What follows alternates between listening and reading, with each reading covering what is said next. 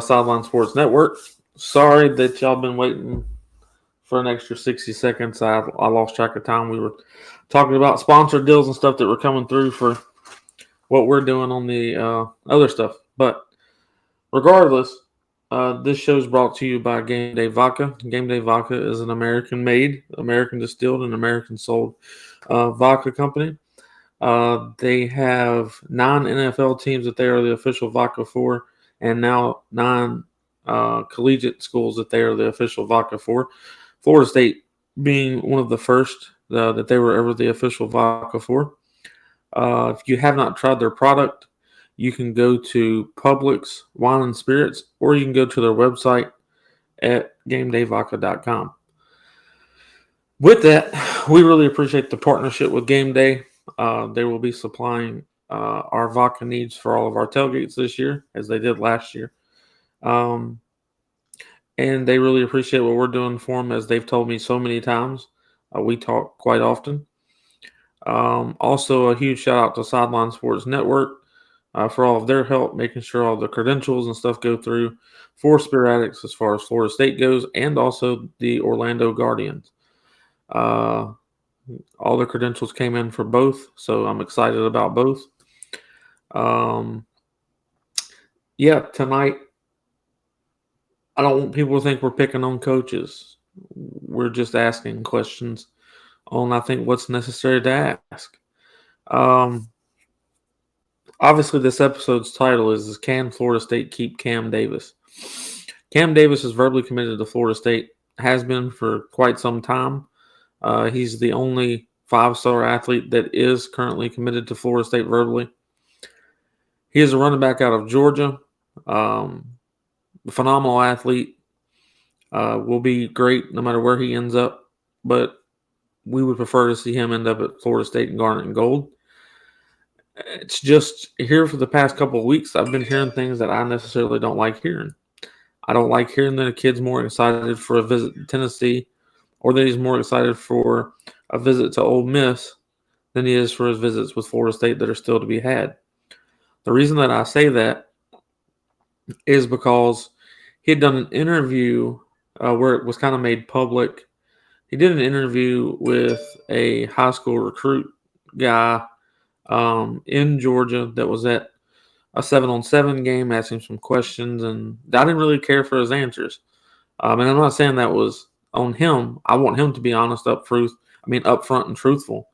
And in my opinion, the biggest competition that Florida State has in this is definitely LSU. He's extremely excited for that visit, which he's made very well known to multiple people. I do know that our coaches don't necessarily ask the young men not to take visits to other schools because they want them to enjoy their recruitment process. They want things to that nature to happen for them because they want it to be, a two-way street. They want them to want to be here as much as we want them here, and vice versa. And I know that Florida State wants Cam Davis here. 100%. That's not within question. The question that I have is Coach YAC, is Coach Norvell, is Derek Ray, is everybody making sure that he knows that? Because I don't think he would be as excited to go on these visits if he 100% knew how excited the staff was to get him to come to Florida State. Here's the thing. Alabama's pretty much fallen out of his recruitment. That's his words, not mine.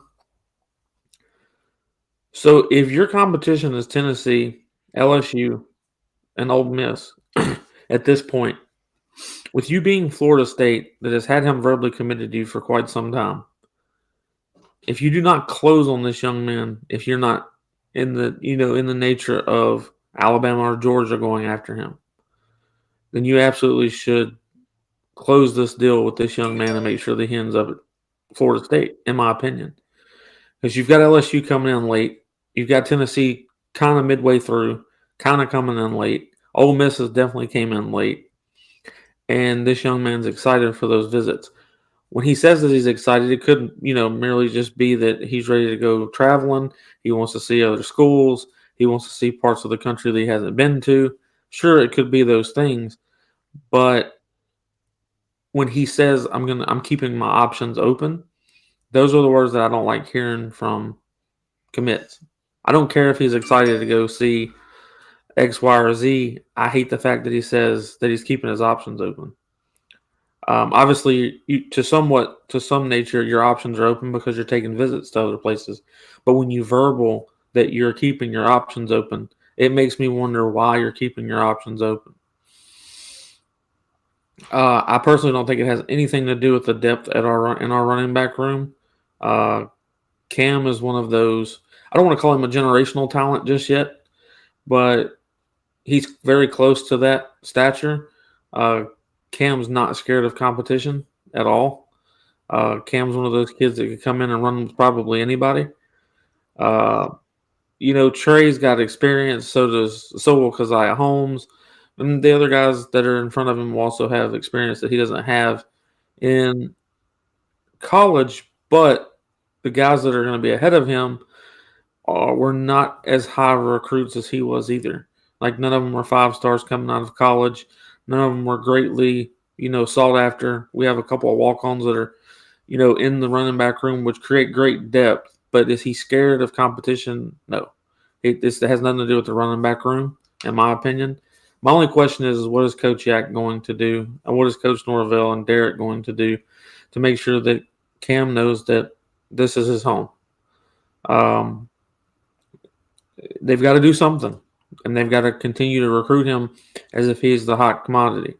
Because what I've noticed with early recruits is when they commit verbally so soon, they get bored with they're not the new thing anymore.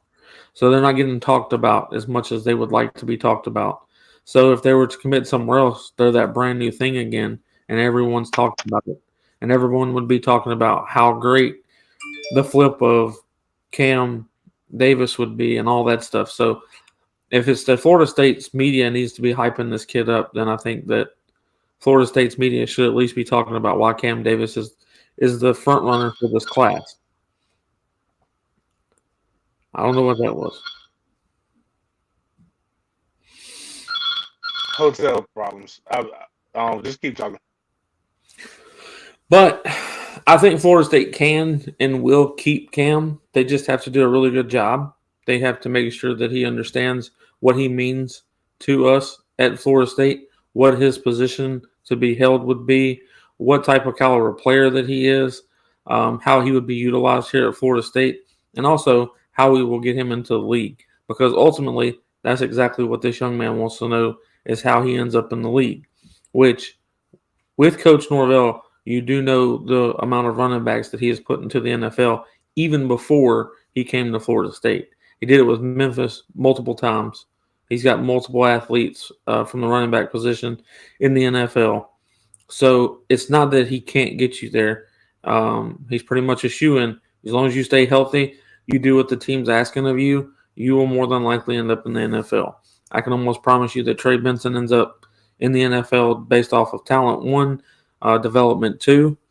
And then Trayshawn Ward, although he transferred to Kansas State, a great deal of what the NFL will be looking at is what he did here at Florida State. He will only have 1 year at Kansas State and multiple years here at Florida State. So, yes, I think Florida State should be able to take credit for if Trayshawn Ward ends up in the NFL because they developed the young man from the beginning of when he got here in the first place, and this is where he's done his most work, and this is where he has looked at his best. Obviously, I think he has a great season coming in 2023 with Kansas State, but I don't necessarily think that he outdoes what he was able to accomplish here at Florida State. So, James, I guess I asked this question. What is it that you do when you feel like the recruitment process with a particular recruit is starting to stale out, where it's getting kind of, I don't know, blah to maybe both sides? How do you fire that back up and get someone ready to come to Florida State and reintegrate that excitement? It's just about. It's kind of like how do you get that old thing back with you and somebody that you've been dating for or been with somebody for a long time. You gotta like just one. You have to create opportunities, and I think now with the visits and stuff coming back, like it starts to get people. You'll see got kids get more engaged. He's been committed since I believe he was committed early on in his process. So probably maybe a little bit too early, which is part of the reason why you shouldn't take commits from kids as freshmen. I mean, or freshmen or sophomores, but you got to do it. But really involve around when they come to the visit, and then really just keeping things you know, spontaneous and looking at what they like. A lot of people I saw some, like for example. I saw people picking on Dante Pimpleton, a former running back coach, about playing Call of Duty and different things like that he did in his downtime. But people don't realize he played a lot of recruits during that time, and that's why he was pretty effective with getting two top quarterbacks at the time. But I think we'll get better as we get more involved and we have more opportunities to be able to really see them. So I think right now that's just he's playing his different sports. I think that's the main thing. Yeah, I definitely agree. And that's the thing, Cam is also a two-sport guy, so it's not just up to the football side to get him to Florida State. Maybe that's a reason why he's looking at Ole Miss and LSU. They have great baseball programs, and maybe he feels more comfortable with the baseball side of things. So maybe this is a link situation to a possibility.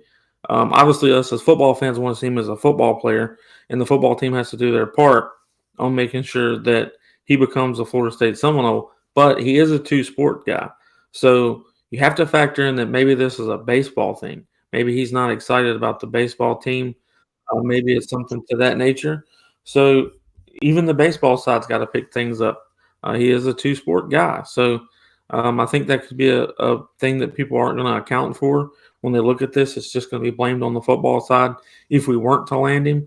And it very well could be that he feels more comfortable with the baseball side to somewhere else. So maybe it's up to our baseball team to step up and make sure that Cam's known that we would love to have him on that side of the field as well. Moving forward on a little bit of this, because I see that a lot of the questions are still I have had probably 35 conversations, 12 of these being on different shows about conference realignment.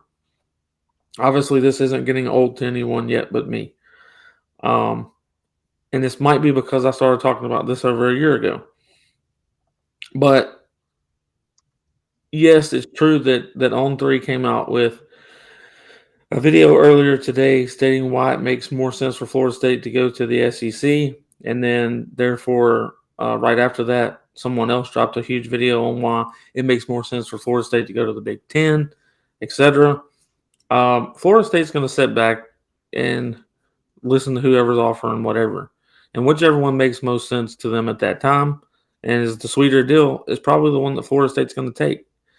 And I will say that I do believe both technical super conferences will definitely make an offer to get Florida State at their conference.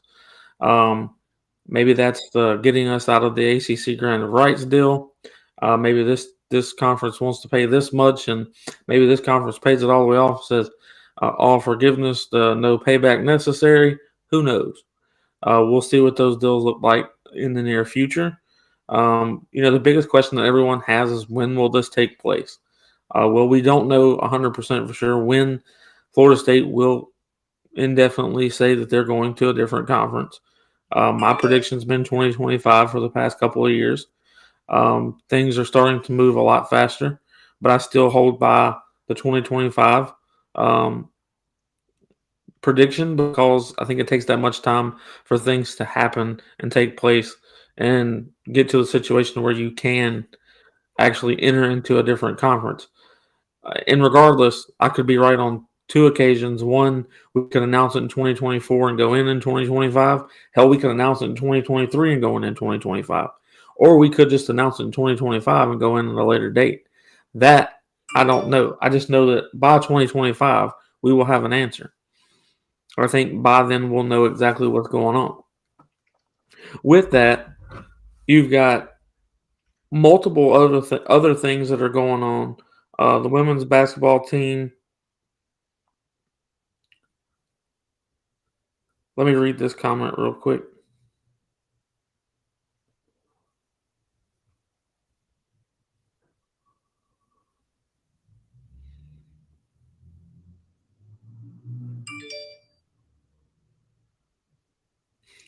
Here's the thing, Rock. Here's what I'm going to say about what your comment is. If Florida State can take credit for Trayshawn Ward, does that mean South Carolina can take credit for Bell? No, because Trayshawn Ward was successful here at Florida State on a high standard. Bell was not successful on a high standard at South Carolina. He did not perform greatly because he was not utilized correctly. If Florida State uses Bell correctly and make him shine the way that he should shine, then Florida State should also be able to take the credit for him because South Carolina could not do that for him. Trayshawn Ward's situation here at Florida State versus Bell's situation at South Carolina are completely different. Trayshawn Ward was very successful in what the system was here at Florida State, whereas Bell was not highly successful at South Carolina. He had moments, but that's because he finally got the ball in his hands. But the ball should have been in his hands more often than it was. So, if you not use correctly and you transfer and become used correctly, utilized the right way, and you make it to the league, then the team that utilized you in the correct way gets the credit. If you leave a team that correctly utilized you and gives you most of your NFL film, then you are therefore getting credit for it at that time as well. Completely two different situations. So hopefully you understand what I'm saying. And if you agree with me, great. If not, we have different opinions, and there's nothing wrong with that. James, obviously you're at the NFL Combine. I seen where you had asked Harbaugh about Willie Taggart becoming a coach there. Obviously, he had some very great things to say about Willie Taggart that I've heard others say previous to his tenure here at Florida State. That he's a stand-up guy, great coach, a great human being. And I think that all of those things are true about Willie previous to his tenure here at Florida State. I think his tenure here at Florida State is he didn't know who to trust. And when he made a couple of bonehead decisions, the coaches didn't necessarily stand by him. They kind of threw him under the bus. So he became paranoid and didn't really know who he could trust. So his tenure at Florida State was his worst tenure as a coach, in my opinion, because it was too much for him. The show was too big, and he couldn't put all things together. But it doesn't take away from the character of Willie Taggart, I don't believe. I think everyone before he had his tenure at Florida State would agree that he was an outstanding human being, that he was a good coach. Obviously, Florida State thought he was a good coach, or who was here at the time of hiring him. So what are your thoughts of Willie Taggart? Let's say just previous to Florida State or after. I'll say it this way, right? Personally, me and Tag didn't have the greatest of a relationship. I actually like Mike Norvell personally a lot more. I don't think he wasn't successful here as a coach. I have certain things that I just believe you don't do. And that's from being around a lot of coaches and a lot of administrators and things of that nature. I've always heard if you fire a coach early, all you're doing is setting yourself up to fire the next coach early. So, and I believe that both, just like Norvell came into a really, really bad situation, Tag came into a really bad situation. That was high stress from out the gate. I believe our recruiting class was ranked like 66 in one poll. He got it all the way up to 12. And there was a lot of pressure on him to bring in a staff and recruit. And Jimbo had kind of checked out. Now, I don't believe you fire a coach in 18 games. I just don't think that's fair. I believe we have standards, but I think at the same time, there's a proper way to do things. And only two schools have done that and that would be us in Arkansas. Luckily for us, we look like we're on the other side of that. Arkansas ended up having to fire another coach before they got to, this situation right here that they're in again. But I think you have to look at the success that he did have. He was able to go to Western Kentucky, who before he got there hadn't won a football game, and they won a football game, and excuse me, not a football game. They won quite a few football games, and they were fine. Then he went to South Florida, which people don't remember. Skip Holtz took that job, if I remember correctly. Make sure I'm saying the right one, and he ran that into the ground. And then after 3 years, which West Kentucky was 3 years, he had his winning season. After 3 years, he had his winning season. First winning season, then that next year they won 10 games. I know a lot of people say, well, that was his quarterback, but like that quarterback wasn't doing anything before he got there. Like somebody had to put the young man in position. It wasn't like he was a generational talent because he didn't really do anything in the league, which is not a bad thing. I'm just saying you got to look at those things. Then he went to Oregon, who didn't make a bowl game the year before. And he took him to the bowl game, losing the generational talent at quarterback early in the season to Justin Herbert. So what does this mean? It just means that, yes, he has a knowledge. He's been with the Harbaugh family for quite some time. At Stanford, I believe he was at, what's the school in California? Anyway, San Diego. He was at a lot of different places with the Harbaugh, so they know what he can do, and he knows the family. So I think Harbaugh would know when Harbaugh's not going to hire a guy that's going to get him fired, no matter how much they like him. And I know we want to troll, but we got to accept that. Yeah. Well, obviously, my thoughts on Willie Taggart after Florida State's tenure, I think that he went and did what he could.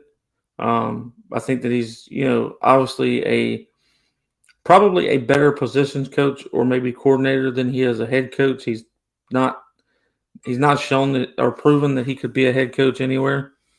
But as a person, I think he's a great person. I think he means well. He did donate about $1 million of his salary to Florida State his first year there. So obviously the man cares. And obviously, if an NFL coach thinks that he can do something position-wise for his group to become better, then obviously it's not up to my evaluation. That's Harbaugh's evaluation. So obviously he does good enough to get attention from an NFL team, an NFL coach, so he can get a job. So obviously we wish him nothing but the best. Hope that it works out for him. And if it helped us in any way, shape, or form of the rest of his contract, thanks to the Baltimore Ravens and Harbaugh. So, with that said, the other thing too, Chris, he's a running backs coach. Yeah, he's really not calling any plays and break. At that point, it's run where they ain't. So, like, I think he can do. I think a lot of it. We got to, as FSU fans. I'm sorry I asked the question in general, but it was just a good question. I was curious. I think Harbaugh gave a good answer, but we got to let that hurt go, man. Like we literally just came off the best season we've had in quite some time. So like, we just gotta let that go. Yeah. Me personally, the whole tenure of Willie Taggart no longer bothers me here at Florida State. It is what it is, and what happened happened. And if it wouldn't have happened, we wouldn't be in the situation that we're in now. Sometimes things have to get worse before things get better, and that was just the case. We had to go through that era of down to get back to an era of better. Are we back all the way? No. Florida State hasn't made a college football playoff with Mike Norvell. We have not won an ACC title with Mike Norvell yet. Are we in the trajectory of moving toward that? Yes. Do I think Mike Norvell is that guy? Yes, I do. So if we wouldn't have went through what we went through, then we wouldn't be where we are today. So even with the bad things that happen, I think you have to take those, learn from them, and become better from falling. And I think that's what Florida State's done in the situation. With that, I'm going to read this one real quick. Irvin Williams says, I love Chris's rants on because till this day they still call us broke, and I wish we leave them in the ACC because they think UNC gives revenue in football, not Louisville. I can talk bad about Miami probably in my sleep. Um, I know that I have. I know that I have fallen asleep talking bad about Miami. So here's the thing. Florida State, if you was to take Florida State and compare them to Miami right now on what's the more stable situation, obviously Florida State's the more stable situation. Obviously Florida State has more things going for them than the University of Miami. Obviously Florida State is moving toward the right direction, whereas you're still in the wait and see process with their new hire. Even though this is year 2 for him coming up in Mario Cristobal, and now a brand new staff once again, just a short year later, you really start to question what's going on down in Coral Gables. Uh, there's certain coaches that were here at Florida State that Norvell necessarily needed to move on from. They ended up getting jobs elsewhere. Didn't have to go through the firing process, so to speak, but still ended up getting rid of who needed to be gotten rid of so that you could bring on better personnel. If we would have been going through the situation that Miami's going through after hiring supposedly the all-stars of coaching staffs, and then a very short year later firing or losing each and every one of them to whatever their reason is, Florida State fans and Florida State would be in an uproar right now. We would be losing our absolute minds on what was going on. We might have been okay with getting rid of one or two. It might have been fine with getting rid of who we got rid of, but not okay with losing them to other schools, like one going back to Ole-miss, one going into the NFL. It's even if you go to the NFL, it still can be a lateral move because you're not necessarily getting more pay. You're not necessarily upgrading your coaching tenure at all. The NFL is great, don't get me wrong, but why take on those headaches when you could coach in college and more or less have your way with it? So regardless, I think that if you compare the two programs as of today, Miami can't compare to what Florida State's doing. They can compare with what Florida is doing. Florida's going through similar situations. They're hiring new position coaches. They've lost a couple of coaches to the NFL. They're not recruiting at as a great of level as they should be. They're having some NIL issues. They're also having other issues that are going on. The only thing that Miami can top them with of doing worse is now their entire athletic department sanctioned because of recruiting violations. So Florida State's not dealing with that. I don't think Florida State in the near future, any time in the future, will deal with that because uh, Mike Norvell and the administration at Florida State they're sticklers for rules, and they're going to follow those rules. So I don't see us becoming a sanctioned school or getting in trouble for recruiting problems. Maybe that's why Miami's recruiting is so high. Maybe that's why they had the 5th, 7th, whatever it was, best class. I don't know. I know that Florida State seems to be able to develop players that some of us question. Like a lot of people question Trey Benson coming in. A lot of people question us bringing in multiple of the wide receivers that we did, and they all seem to start panning out. And it looks like that Florida State's coaching staff is a more developmental process than it is getting the high star guys in the first place, but getting the true potential out of each player that they have. So I would take our situation over Miami or Florida's any day of the week at this point in time. There's no question about it, in my opinion. And if they say otherwise, then they're just delusional and biased. James, obviously, you're there covering the combine, and you did get to ask the question about Willie Taggart. But what is it like being on the other side of this? I know this ain't your first time back to the combine. When you also participated in the combine as an athlete, coming out of Florida State, going into the NFL combine, has it changed a lot since you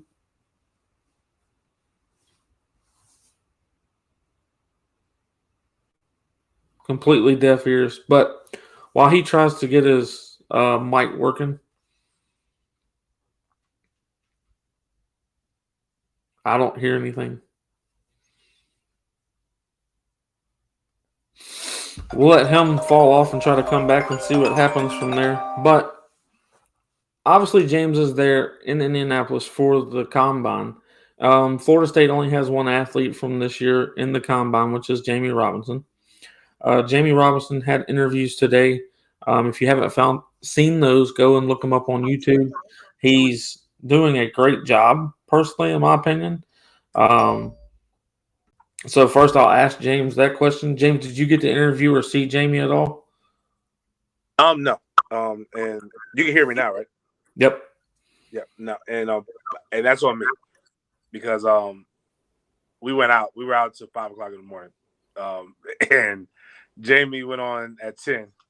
It just wasn't working. I can't move like I used to. But I'll see him on the drills, on the field drills. They're letting the media come into. We have our own. Well, anybody can actually watch. So I think this is the first year the NFL, in an attempt to continue fan engagement year round, they're making things very interactive. So like you can come and watch the NFL Combine, no different than me. The only thing you don't get is the podium access and some of the other stuff. And to go to your first question that you asked was, is it different? I mean, they are really, the NFL gets a lot of knocks for not taking care of players. And there's a lot of true critiques. They can always do more. But I can't say that, like, we were running and warming up in the hallways.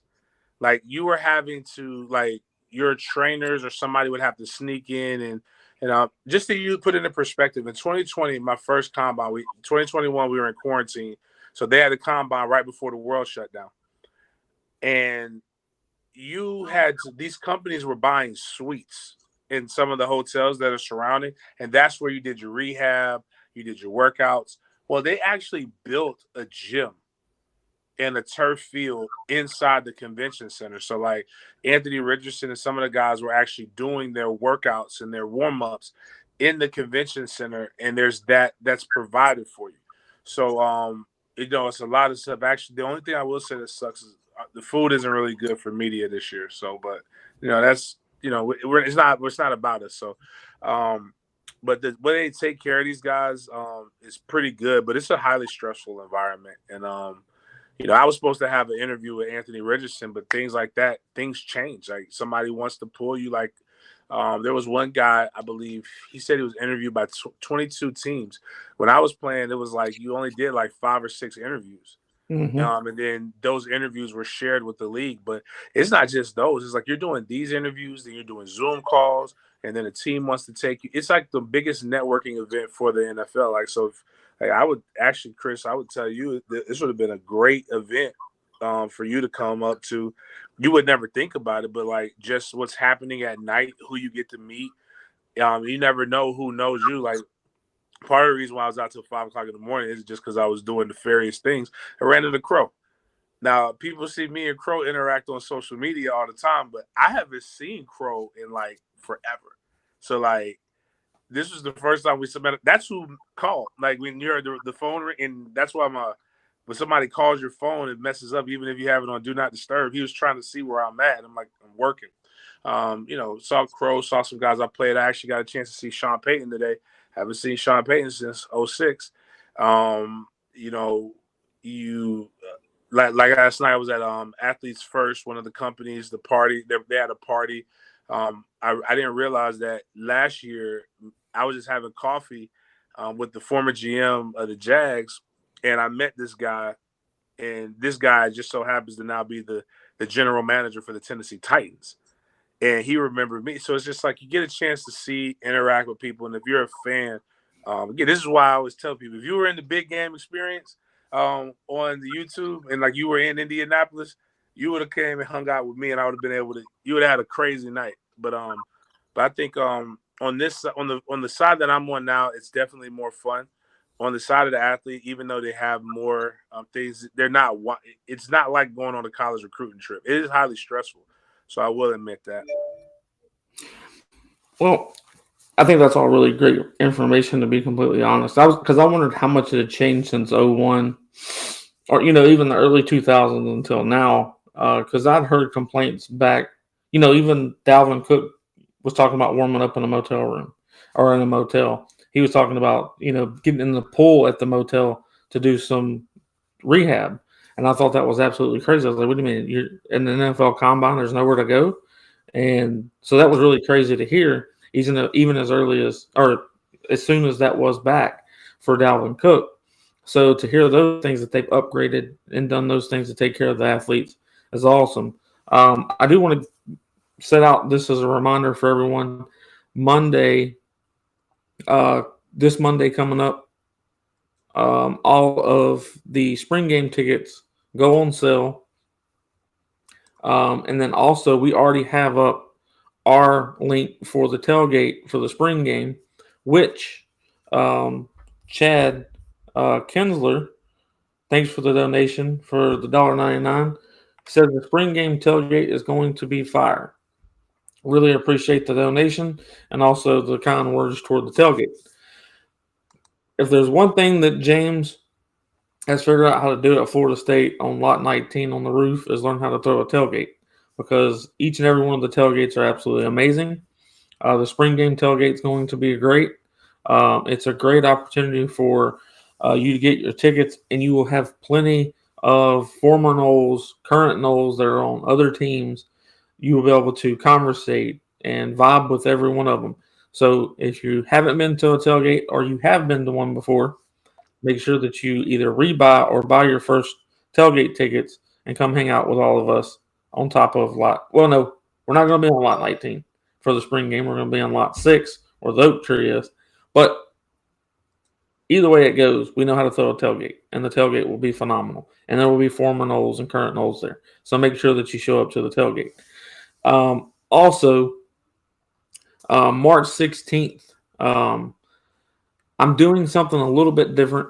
So on March 15th, James and I at 10:30 a.m. are going to interview Athletic Director Michael Alford.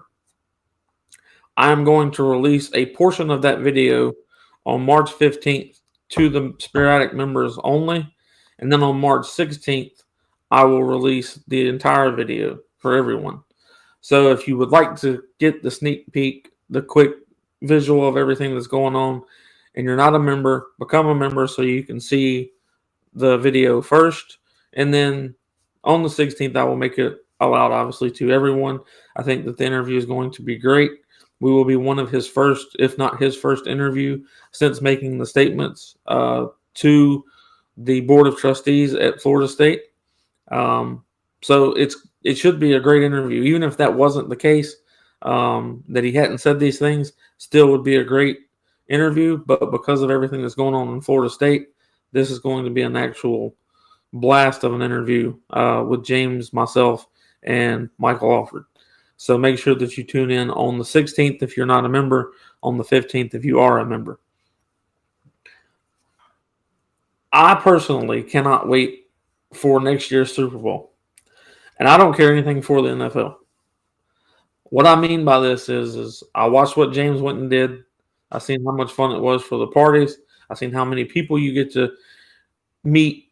And like he just said, even the combine would have been good because you never know who knows you or who you're going to run into. And me personally, I don't get to network as much as I would like to. I've had quite a few, believe it or not, I've had quite a few important people call me and I have no idea who they are. And they're like, we watch your show, blah, blah, blah, blah, blah. And they tell me they want to get us on their network and all this other stuff. Like, I literally think those are prank calls. Like, I literally don't think those are real people. And I wonder how they get my phone number. And then once I do a quick research of the person that's telling me they are who they say they are, or I go look at the phone number, I look it up, it actually is to CBS or something. Okay, that kind of blows my mind. And then I probably would have answered the phone differently if I thought it was real. I did have an executive producer from CBS reach out about our show a couple of weeks ago, and I didn't believe that they were an executive producer at CBS. So with that said, I do need to make sure that I come to more of these things. Plus, it's a good time. And then you'll obviously get to run into people that you would never run into in the normal world. So, and obviously if I was there, I'd be right in the middle of James and Crow, eating every bit of that up that I possibly can. I seen the time that they had in the cigar lounge. It looked to be a cigar lounge that y'all were in. regardless, you were smoking cigars, so therefore it became a cigar lounge. All right, well, just real quick, if you were a fan of Noel history, so we were with Reggie Wayne, and some people, so we were telling stories of the early 2000s Miami battles. You would have seen us stand up and do a reenactment of Greg Jones running over Sean Taylor, and just stuff like that, man. It was you see stuff like that, just kind of like at the Super Bowl. It was me and Ed Reed, which everybody was like, wait a minute. Did nobody fought? I'm like, well, I didn't mean to disrespect Ed Reed.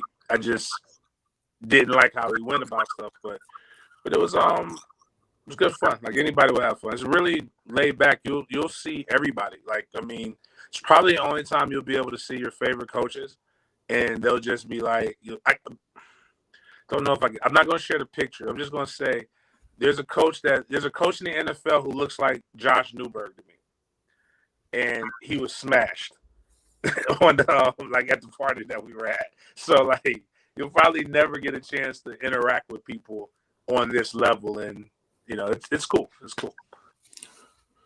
Well, Matter Daddy, I really appreciate what you said about the Cheez-It Bowl tailgate. You said the food and the fellowship was on point, so we appreciate the feedback. Obviously, I thought the food was amazing, even though I got very little of it because I was busy the entire time.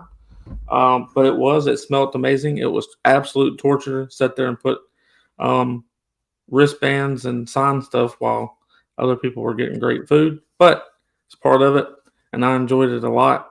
Let me see. There was another one that I needed to answer. Irvin Williams says he's in Duval and would love to see you in person at the lounge. Obviously, James is at the lounge quite often. It's as simple as going to the lounge often, and you will run into him. And he will welcome you with open arms. Trust me. There's been multiple fans that watched the show and his show that I think have made a special trip to the lounge just because he said, "Hey, I got a party fixing to happen at the lounge. I got to get off here." And then I hear the next day, "Hey, man, I went to the lounge. It was awesome." So yes, you can run into James at a cigar lounge, and everyone that goes says that it's an amazing time. So yes, I'm sure James more the merrier. So all you got to do is bring yourself, and you'll have a good time. James, I know that tomorrow the activities of the combine start happening. Is there anybody in particular other than Jamie that you're looking at? I know Anthony Richardson is going to be a huge look for you because of what you were able to do with that young man and what Denny Thompson does with him on a day-to-day basis. Is there anyone else that you're really looking out for? Maybe that you got so many reasons to watch. Not only of training kids coming from Florida State, and I'm saying kids, athletes, and then also a fact of who the Jaguars could possibly get. Yeah, I wish I was going to be here for the O-line stuff to see the big guard from the University of Florida, but I probably won't be here. But I would have liked to have seen him. But I'm a fan of stories, and we don't have that many. We only have one FSU guy, so I really do want to see Jamie on the on-field. But I want to see Stetson Bennett. I'm curious to see how Stetson Bennett's story is going to get. You've got Bryce Young, who's going to be doing the podium, but he's not going to be doing any workouts. So that's going to be interesting. But I want to see Zay Flowers, the wide receiver from Boston College. I'm extremely interested to see how well he's going to perform. And there's a couple other kids. Will Mallory from is from the tight end from the University of Miami. He's a Jacksonville kid. I would like to see how he does. But it's really, from a Jaguar perspective with us drafting 20. I don't know how to cover the Jags when we're drafting this far back. I'm used to us being a little earlier, and you're in the thick of things. So I don't really know what to expect besides those things. But I know next year should be. Hopefully, we'll be doing what we need to do and operating in our full strength, Chris, because we're going to need all hands on deck because we should have 9 to 10 invites, maybe 12 next season. And that's kind of hard for one person to go and get that much content by themselves. Yeah, full full discussion. Like I'm 100% know for a fact that I'm this confident that I can say that I'll be at the Combine, the Super Bowl, all of these things that you're going to by yourself right now next year for sure, due to the situations of what's coming for us at Spirit Addicts and in media. Um, y'all, we're waiting on a huge media deal to happen, and it's on the cusp. It's like right here. I've had so many conversations with these people, and now it's gotten to the point to, like I said, the CBS group called me the other day, and I know that's just because there's someone else that's already talking to us about doing a deal. So obviously word gets around in the TV world. So we'll see how all of it goes, but I know that by the next couple of weeks, maybe at most a month, but in the next couple of weeks, we'll hopefully get to announce that news that I've been waiting to announce for quite some time. These conversations have been going on for quite a while. It's all excitement. It's just kind of weird. It's always a hurry up and wait. You're always rushed to do your part, and then you got to wait on everybody else to do their part. But from everything that I'm being told, it's well worth the wait, and patience will pay off. So I'm not getting antsy, and I'm not getting upset with people. And I would be 100% lying if I said I have not lost sleep over it, because I have, because I'm excited for it. A lot of things are going to happen, and it's going to allow us to do a lot of great things for Florida State. It's going to allow us to do a lot of great things for sports fans, you guys. So I'm extremely excited for all of it. And James won't have to go do this stuff by himself. And I'll remember his tripod because he forgot it twice in a row now. I'm excited, even though we've only got one guy in the Combine this year. I'm so excited for Jamie that I hate to say it this way, but I think it's awesome that it's his show this year. That he's the only one that's kind of cool, because he deserves that type of viewership. He deserves that type of attention, because Jamie did huge things for Florida State. He was a great player down the hill, rough nose. You'll never forget the hit. His hit on the Miami quarterback will go down as one of the greatest hits in history at Florida State, and there's been so many great ones, but that one will go down as one of the greatest of all time. And he will always have that, no matter where he goes. Oh, you're the guy that took out the Miami quarterback that year. He'll always have that. So to see him get the stage himself as a Seminole this year is well earned, I think. I don't want to hold you any longer. We've got like right at 10 minutes left. I do want everybody to make sure that y'all go follow James at Den Media Group on YouTube. He's got it in the top left-hand corner of his screen at Den Media Group. Make sure that you go to his YouTube. Make sure that you subscribe to the channel, which is 100% free.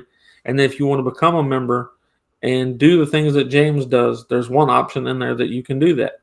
If you pay multiple months, which is a monthly subscription, he's got one in there for $100. But if you do that, it allows you to go to things like this, the Combine, the Super Bowl parties, allows you to go to the locker rooms and stuff at Florida State, on the sidelines, stuff to that nature.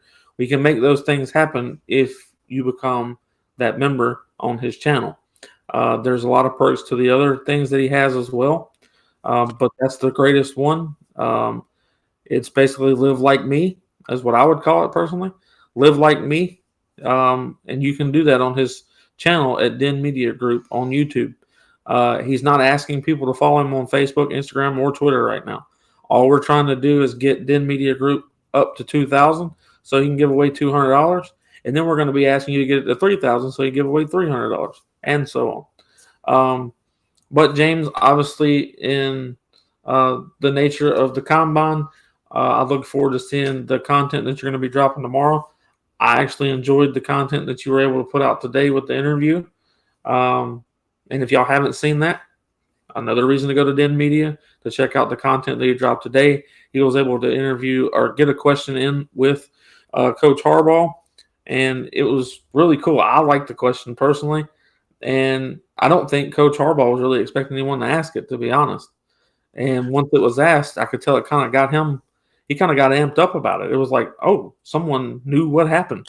So I thought it was a really good question. I think it actually, if it wouldn't have been for that question, because if you watch the interview after, or you watch the whole interview, he was kind of just monotone going through the process. Then you asked that question, he got hyped up by the staff. He was probably excited that somebody asked him something other than "Where's Lamar Jackson?" Yeah. Oh, my bad. I forgot to say this. So, like, I posted it, and I don't think people understand the significance. So, one of the few black GMs, and I'm glad he's got his second. This is his second chance. And if anybody likes San Francisco, you should really be thanking this guy because he was the assistant GM behind John Lynch. But his name is Martin Mayhew. Martin Mayhew was a DB from Florida State. I believe Martin was there. Martin must have graduated in like 90. I think it was before, right after Deion, but before we won a Natty. But Martin Mayhew went to my high school. He went to Florida High. We were the Deacons. We were the Demons then. We weren't the Baby Knowles, but it's the same school. But Brandon Jenkins was the third. But there's only been, and hopefully the running back will be the fourth. There have only been 3 Florida High or FSU Developmental Research School players that have come from Florida High that have played at Florida State. Now, here's the crazy part. All 3 of the guys got a chance to get some coffee in the NFL. Me and Jenkins didn't last as long as Martin did, but like Martin got in there and has been in the front office and doing scouting for some time. And that was my first time getting a chance to actually meet Martin Mayhew. I've heard nothing but great things about him. I was disappointed because I was going to try to go to the podium specifically to see him and to ask questions about those things, and I was honored. So I've been talking back and forth again. I like Martin Mayhew is the general manager for the Washington Commanders, is literally like going back and forth with me on text message right now, and I just like I'm saying like that doesn't like you can't just cold call that guy like, but you got an opportunity and everybody's there for that kind of engagement. So I thought that was kind of cool. See, those are the things that he was talking about to me previous in the conversation that we were having before. You never know who you're going to run into at these things. And he had been wanting to run into this man for quite some time. And today it was made possible, or yesterday, whenever it happened, it was made possible.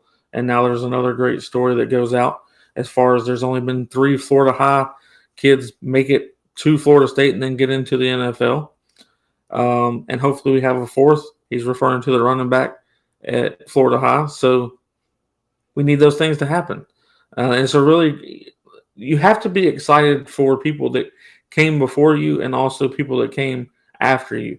So it's extremely exciting for James to meet guys that were in his high school that made it, guys that are in his high school now that could potentially make it, him being a guy that's from his high school that did make it as well.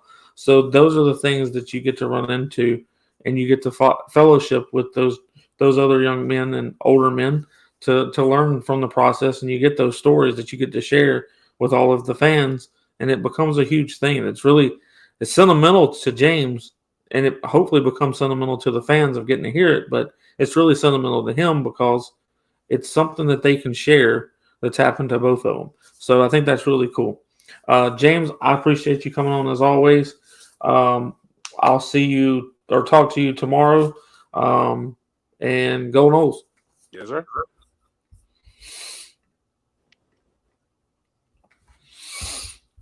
I have about 7 minutes left, and I want to say a couple of things real quick. First and foremost, James has stuck with me through everything good. There's been very little bad, but he stuck with me through that anyway. We were in an NIL company together previous. We both stepped away from that because it was going in a different direction that we didn't want to necessarily go in. It still was, it was technically how I met him. So if it wasn't for that, the things that I was talking about, you got to go through some bad for great things to happen.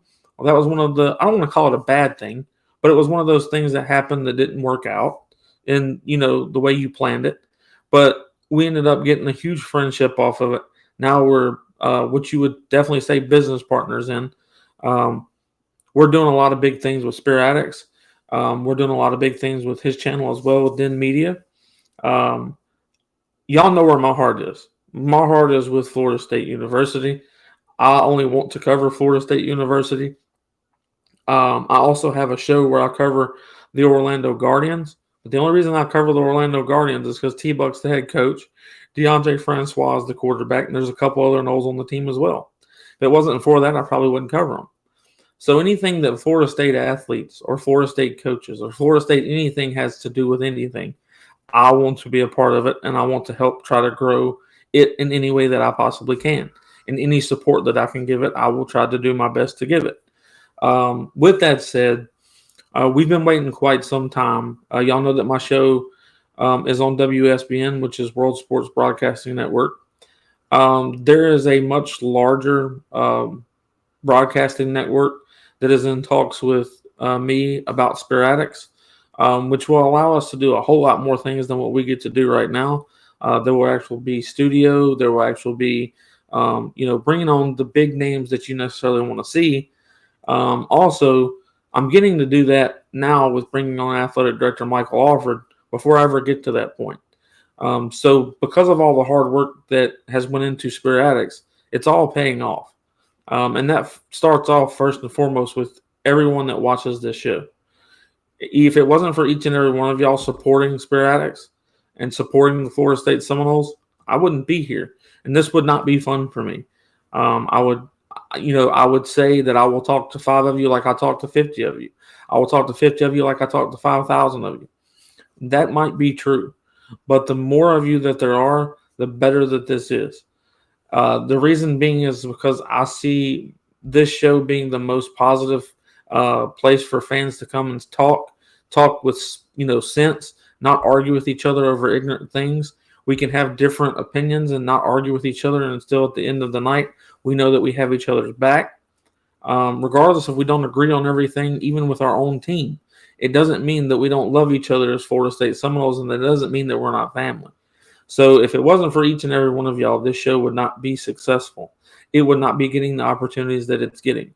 So I think y'all most of all. Y'all are the reason this thing is going. Y'all are the reason that this is worth doing. So just know that I'm giving you a huge thank you because y'all are doing a huge part in this.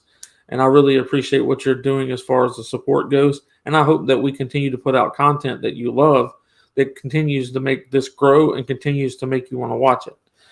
With that, I've gained huge relationships because of this show. For me to be able to talk to Michael Alford's a huge deal for me. For me to be able to hear from Coach YAC or Coach Norvell or all of the athletes that are on the team so far. All of those things are really great. When I got to meet Jordan Travis the first time, and then we got to hang out at Club Recess for a while with him, and then we got to hang out with multiple at Club Recess as well, and then we got to hang out. I've been into their dorm rooms multiple times. I get to have a really good time with Robert Scott. He's my little big brother. And then Quayshawn Sapp, that's my little big brother. And then you turn DMAC into it. I don't know if a relationship between a huge fan and a player has gotten ever any closer than mine and DMAC's. If it has, kudos to them. But me and